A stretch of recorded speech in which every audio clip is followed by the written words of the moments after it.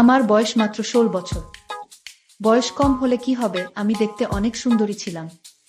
পাড়ার ছেলেরা আমায় দেখে বাজে কথা বলতো।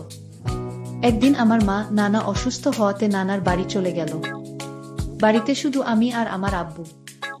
আব্বু বলল, আজ রাতে তোর রুমে একা ঘুমাতে হবে না, তুই আমার রুমে ঘুমাবি।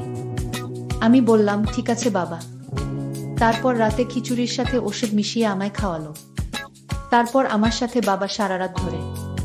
আমি ভাবতেই পারছি না নিজের বাবা আমার সাথে। বাকি ঘটনাটি গল্পতেই বলছি। আমার নাম শিউলি, বয়স 16 বছর, ক্লাস 10-এ পড়ি। আমি আমার আব্বু আম্মুর বড় মেয়ে। আমার একটা ছোট ভাইও আছে, ওর বয়স 4 বছর। আমার আম্মু আমার আব্বুর 3 নম্বর স্ত্রী। আমার আব্বুর আগের 2 স্ত্রী তাদের বাচ্চা কাচ্চা নিয়ে আলাদা আলাদা থাকে। আব্বুর প্রথম স্ত্রীর 4টা ছেলে আর দ্বিতীয় স্ত্রীর 2টি। সকলেই আমার থেকে বয়সে বড়। আব্বু প্রতি সপ্তাহে 2 দিন করে আমাদের বাড়িতে থাকেন। সপ্তাহের বাকি দিনগুলো ওনাকে ওনার অন্যদের বাড়িতে থাকতে হয়। ওনার খুব বড় কাপড়ের বিজনেস আছে। আমার বয়স 16 বছর হলেও এই বয়সেই আমার দেখতে অনেক লম্বা। গায়ের রংটাও ফর্সা। যখন আয়নায় নিজেকে দেখি তখন আমি নিজেই অবাক হয়ে ভাবি আমি এত সুন্দর। একদিন আমার আম্মুর আব্বু হঠাৎ করে অসুস্থ হয়ে পড়লেন। ওর বাড়ি থেকে সকালে ফোন করে জানানো হলো। খবর শুনেই আম্মু আমার ছোট ভাইকে নিয়ে তড়িঘড়ি করে তাকে দেখতে নার্সিংহোম বেরিয়ে গেলেন। আমি বাড়িতে একলা রইলাম। আম্মু দুপুরের দিকে আমাকে ফোন করে বললেন যে ওর আব্বুর অবস্থা খুব খারাপ, তাই আম্মু আগামী 2-3 দিন হয়তো বাড়িতে ফিরতে পারবেন না। ওকে ওর আব্বুর বাড়িতে থাকতে হবে আর প্রতিদিন নার্সিংহোম ঘর করতে হবে। আম্মু আমাকে আরো বললেন যে একটু আগেই তোর আব্বুর সাথে ফোনে কথা হয়েছে। তোর আব্বু কথা দিয়েছে যে আগামী 2-3 দিন ও রাতে বাড়ি ফিরে আসবে। তোর কোনো চিন্তা নেই, তোকে রাতে একা থাকতে হবে না। তবে রান্না বান্নার ব্যবস্থা তোকেই করতে হবে। সকালে তোর আব্বুর জন্য খাবার আর দুপুরের টিফিনটাও তোকে বানিয়ে দিতে হবে। যদি বাজার দোকানের দরকার হয় তাহলে তোর আব্বুকে বলবি, তোর আব্বু ব্যবসায় যাবার আগে তোকে দরকার মতো বাজার দোকান করে দেবে। আম্মু জানতেন যে আমি যেটুকু রান্না বান্না জানি তাতে 2-3 দিন কাজ চালিয়ে নিতে পারবো। রাতে আব্বু ব্যবাস থেকে ফেরার পর আমি আব্বুকে বললাম, আব্বু তোমাকে চা করে দেব। আব্বু বলল, তুই পারবি তো গ্যাস জ্বালিয়ে চা করতে? আমি হেসে বললাম, আমি এখন একটু একটু করে রান্না বান্না করা শুরু করেছি, কোনো অসুবিধা হবে না। আব্বু বলল, অসুবিধে হলে বলিস, তাহলে হোটেল থেকে খাবার এনে নেব। আমি আব্বুকে নিরস্ত করে বললাম, তার কোনো দরকার নেই, আমি সব পারবো। আব্বু খুশি হয়ে আমার মাথায় হাত বুলিয়ে বাথরুমে ফ্রেশ হতে ঢুকলো আর আমি রান্নাঘরে চা করতে ঢুকলাম। আম্মু থাকলে আম্মুই আব্বুর জন্য চা করে। চা করতে গিয়ে মনে হলো আব্বু চায়ে কতটা চিনি খায় তা তো আমি জানি না। আমি তাই আব্বুর কাছে চামচ চিনি দেব সেটা জানতে বাথরুমের দিকে গেলাম। গিয়ে দেখি বাথরুমের দরজা খোলা। আব্বু কি যেন একটা করছে লুকিয়ে লুকিয়ে। আর একটু কাছে গিয়ে যা দেখালাম তাতে আমার চোখ চানাবড়া হয়ে গিয়েছে। দেখি আব্বু আমার জামা কাপড়টা ধুয়ে দিচ্ছে। আমি আব্বুকে বললাম, আব্বু তুমি আমার জামা কাপড় ধুয়ে দিচ্ছে কেন? আমি ধুতে পারবো, তোমাকে কষ্ট করতে হবে না। আমি হতবাক হয়ে গেলাম আব্বুর কাণ্ড দেখে। সরল মনে আব্বুকে ডেকে বললাম, আব্বু কি করছো কি তুমি? ওগুলো আমিও কাচতে পারবো তো? আব্বু বলল, ওগুলো থেকে তো ঘামের গন্ধ বের হচ্ছে। আব্বু প্রথমটায় কেমন যেন একটু থতমত খেয়ে গেল। আমি যে হঠাৎ এখানে চলে আসতে পারি তা হয়তো ভাবেনি। কিন্তু আব্বু কয়েক সেকেন্ডের মধ্যেই নিজেকে একটু সামলে নিল। আমি তো আব্বুকে কোনোদিন দেখিনি আমার কাপড় ধুয়ে দিতে। আজ কেন আব্বু কাপড় ধুয়ে দিচ্ছে? আমি ভাবলাম আম্মু হয়তো বাড়িতে নেই তাই। আমার হাতের চা খেয়ে আব্বু খুব খুশি হলো। আমরা একসাথে টিভি দেখতে বসলাম। টিভিতে একটা সিনেমা চলছিল। সিনেমাতে হঠাৎ একটা অদ্ভুত দৃশ্য দেখতে পেলাম আর সেটা দেখে আমার ভয় করতে শুরু করলো। আর আমি ভূতকে খুব ভয় পাই। আব্বু আমার ভয় দেখে নিজের আব্বুকে নিজেরই কেমন যেন অচেনা বলে মনে হতে লাগলো। যে আব্বু আমাকে কষ্ট করে বড় করেছে, যে আব্বুর কাছে এটা ওটা বায়না করেছি, দুষ্টুমি করলে বা পড়াশোনায় ফাঁকি দিলে, যে আব্বুর ধমক খেয়ে অভিমানে কান্নাকাটি করেছি, শরীর খারাপ হলে যে আব্বু আমার পাশে সারা রাত ঘুমিয়ে থেকেছি, সেই আব্বুকে আজ হঠাৎ কেমন যেন অচেনা একটা বাইরের লোক বলে মনে হচ্ছিল। আব্বুকে আজ আমি অন্যরকম দেখতে পেলাম। ঝট করে উঠে পড়ে রান্নাঘরের দিকে হাঁটা দিলাম। আব্বুকে বললাম, আব্বু আমি একটু রান্নাঘরে যাচ্ছি, আমাকে রাতের খাবার গরম করতে হবে। আমি আব্বুকে দেখলাম আমার পিছু পিছু রান্নাঘরে চলে আসছে। আব্বুকে বললাম, তোমার আসার তো দরকার ছিল না। তারপর রাতে আমি আর আব্বু একসাথে খাবার টেবিলে খেতে বসলাম। দেখি আব্বু খেতে বসেও এক অন্যরকম দৃষ্টিতে আমার দিকে বারবার তাকাচ্ছে। জীবনে কোনোদিন আব্বুকে আমার দিকে এরকমভাবে তাকাতে দেখিনি আমি। আব্বু হঠাৎ আমাকে জিজ্ঞেস করল, তোর আম্মু কি পরশু ফিরবে? আমি বললাম, জানি না, তবে আম্মু আজ ফিরতে পারবে না সেটা বলেই গেছে। শিউলি, আজ রাতে তুমি আমার রুমে ঘুমাবে। আমি বললাম, কেন? আমি তো আমার ঘরে সব বলে বিছানা করে রেখেছি। আব্বু বলল, আজকে তো তোমার আম্মু নেই, আলাদা আলাদা শুয়ে কি হবে? আর তাছাড়া আমি তোমাকে একা একা রুমে ঘুমাতে দিতে পারি না। আমি বিশেষ না ভেবে মাথা নেড়ে সম্মতি দিলাম। রাতে আমি আম্মুর শোবার ঘরে গিয়ে খাটে মশারি টাঙিয়ে শুয়ে পড়লাম। আব্বু তখন বাথরুমে। আব্বু বাথরুম থেকে ফিরে ঘরে ঢুকে দরজা বন্ধ করে দিল। আব্বু লাইট নিভিয়ে দিল। আমি বললাম, আব্বু নাইট বাল্বটা জ্বালাও না। আব্বু বলল, না থাক, আজ অন্ধকারই ভাল লাগছে। লাইট পুরোপুরি নিভে যেতে ঘরে অন্ধকার ছেয়ে এল আর আমি ঘুমিয়ে পড়লাম। আধ ঘন্টা পর হঠাৎ আমার ঘুম ভেঙে গেল। আমার কোনোভাবেই ঘুম আসছিল না। আমি লক্ষ্য করলাম আব্বু ঘুমায়নি। আব্বু এখনো জেগে আছে। আমি আব্বুকে বললাম, আব্বু তুমি এখনো ঘুমাওনি কেন? আব্বু তখন বলল, আমার ঘুম আসছে না মা। আব্বু বলল, তোর মায়ের কথা খুব মনে পড়ছে। আমি আব্বুকে বললাম, আব্বু একদিন হলো না আম্মু বাড়িতে নেই, আর তাতেই তুমি এত চিন্তিত হয়ে গেছো। আব্বুল বলল, মা আমি তোর মাকে অনেক ভালোবাসি। আমি আব্বুকে বললাম, শুধু আম্মুকে ভালোবাসো? আব্বু বলল, এই পরিবারের সবাইকেই ভালোবাসি, তবে তোকে একটু বেশি স্নেহ করি। জানো আব্বু, পাড়ার বদমাশ ছেলেগুলো মাঝে মাঝে আমার দিকে কেমন দৃষ্টিতে তাকিয়ে থাকে। এ কথা বলতেই আব্বু এরকম অদ্ভুত আচরণ করছিল, ঠিক বুঝতে পারছিলাম না। তাছাড়া আব্বু আমাকে এখন তুই তুই করে না বলে মাঝে মাঝেই তুমি তুমি করে কথা বলছিল। আব্বু, আমাকে তুমি এরকম করো না, তুমি আমার বাবা। আর তুমি আমাকে তুই তুই করে না বলে তুমি তুমি করেই বা কথা বলছো কেন? তোমাকে খাইয়ে পড়িয়ে অনেক স্নেহ ভালোবাসা দিয়ে বড় করেছি, অনেক টাকাও খরচ করেছি আমি তোমার পেছনে। আমি আজ তোমার কাছে এমন একটা জিনিস চাইবো, তুমি আমাকে দিবে মা?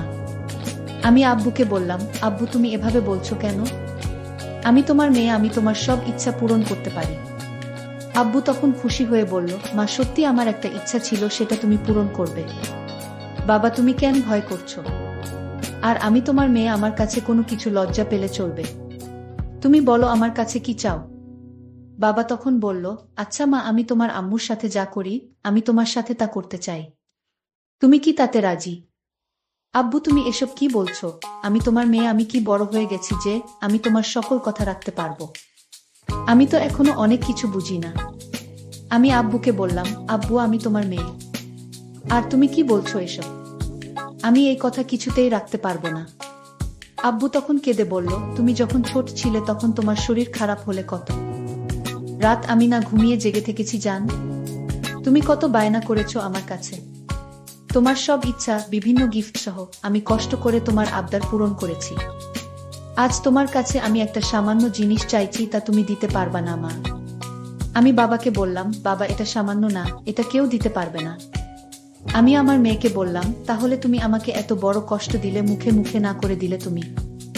আমি জানতাম না আমার মেয়ে এতটা পাষাণ হতে পারে। আমি আমার বাবাকে বললাম, বাবা এটা কি করে সম্ভব, তুমিই বলো। আর তোমার মতো বাবা আমি খুব কম দেখেছি। যেটা পারবো না সেই জিনিসের কথা কেন বললে বাবা? আমি বাবাকে তখন কান্না করতে দেখলাম, বাবা কাঁদছে। আমি বাবাকে বললাম, তুমি কেন কাঁদছো এইভাবে? ঠিক আছে, তুমি যদি কান্না না থামাও তাহলে আমি কিন্তু তুমি আমায় যা বলছো সবকিছু আমি আম্মুর কাছে বলে দিব। আমি তখন বললাম, না মা, এসব কি কাউকে বলা যায়? তুমি তোমার আম্মুকে কিছু বলো না। যদি তোমার আম্মুর কাছে আমার কথা বলো তাহলে তোমার আম্মু এ বাড়িতে আমায় জায়গা দিবে না। তাই তোমার আম্মুকে এসব বলতে যেও না। তুমি কি চাও এ বাড়ি থেকে আমি দূরে কোথাও চলে যাই? আমার মেয়ে শিউলি তখন বলল, তাহলে আব্বু তুমি আর কোনোদিন এসব কথা বলবে না? আমি বললাম, ঠিক আছে মা, বলবো না। তবে আমার একটা অন্য কথা আছে, সেটা রাখবে না মা? আমি আব্বুকে বললাম, আব্বু তোমার এইসব কথা ছাড়া আমি সব কথা তোমার রাখবো। আমি বললাম, লক্ষ্মী মেয়ে আমার, তাহলে তোমার আম্মু কাল আসবে না? তুমি আর আমি বাড়িতে কাল আমরা দুজন থাকবো।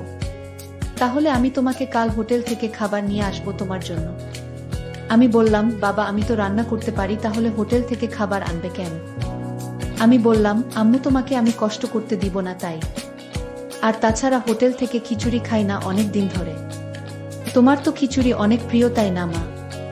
আমি বললাম, আব্বু, হোটেলের খিচুড়ি আমার অনেক প্রিয় খাবার। তাহলে কাল আর রান্না করার দরকার নেই, আমি দুজনের জন্য হোটেল থেকে খিচুড়ি নিয়ে আসব। আমি বললাম, ঠিক আছে বাবা, তুমি কাল আমার জন্য হোটেল থেকে খিচুড়ি নিয়ে আসবে। পরের দিন আমি সারাদিন ঘরে বসে টিভি দেখছিলাম, আর বাবা বাজারে চলে গেল। রাত 10টা হয়ে গেছে, বাবা এখনো বাজার থেকে ফিরছে না। আমি বাবাকে ফোন দিলাম, ফোনটাও রিসিভ হচ্ছে না। আমি চিন্তায় পড়ে গেলাম। আমি চিন্তা করতে করতে হঠাৎ দরজায় নক করলো।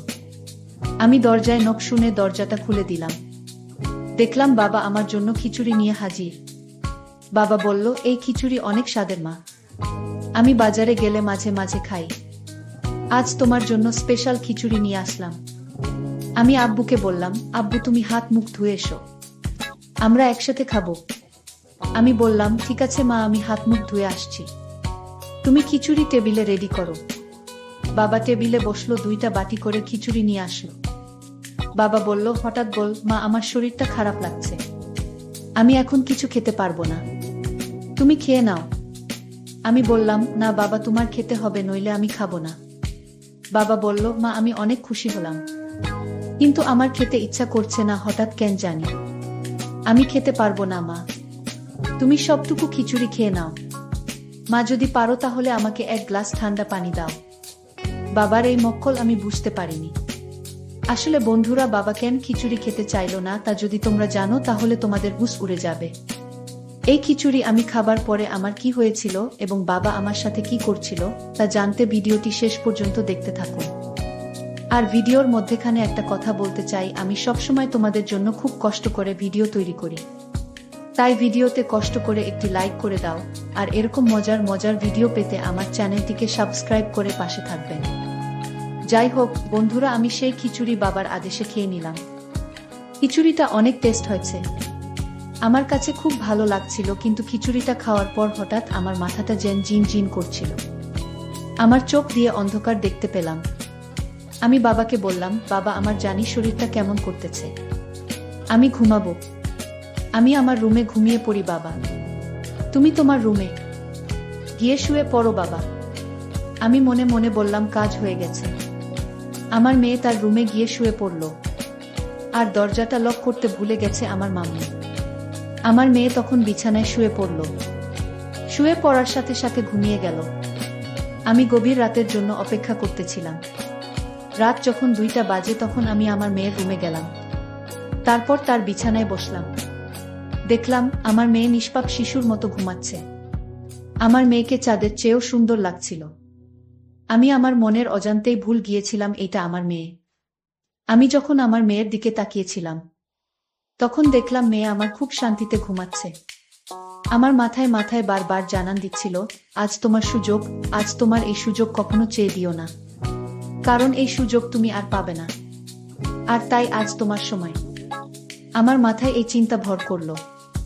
হঠাৎ লক্ষ্য করলাম আমার মেয়ে আমার দিকে তাকিয়ে রইল। মাত্র দেখলাম ঘুমিয়ে আছে, হঠাৎ চোখ খোলা, এক দৃষ্টিতে আমার দিকে তাকিয়ে রইল।